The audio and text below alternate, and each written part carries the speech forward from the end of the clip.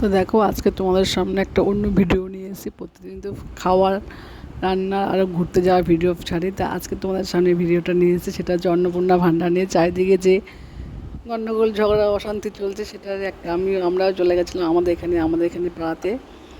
আমাদের যে আপাতত বর্তমান যে এমএলএ সাহেব আছেন, উনি এসেছিলেন অন্নপূর্ণা ভাণ্ডার নিয়ে সবাই পাড়ার সব মহিলাদের সঙ্গে কথা বলতে।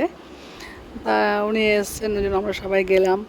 গিয়ে সবাই হচ্ছে ওখানে দেখলাম যার যার নাম রিজেক্ট হয়েছে, তার নাম লিস্ট আছে কিনা, সেই লিস্টের নাম দেখে এবার সবাই টিক মারলো। উনি সবাইকে আশ্বস্ত করলেন, বললেন যে ঠিক আছে, হচ্ছে তোমরা তোমরা কেউ চিন্তা করো না, সবারই ঢুকবে, কিন্তু একটু ধৈর্য ধরো, একটু শান্ত হও, ধৈর্য ধরো, আস্তে আস্তে সবাই টাকা ঢুকবে।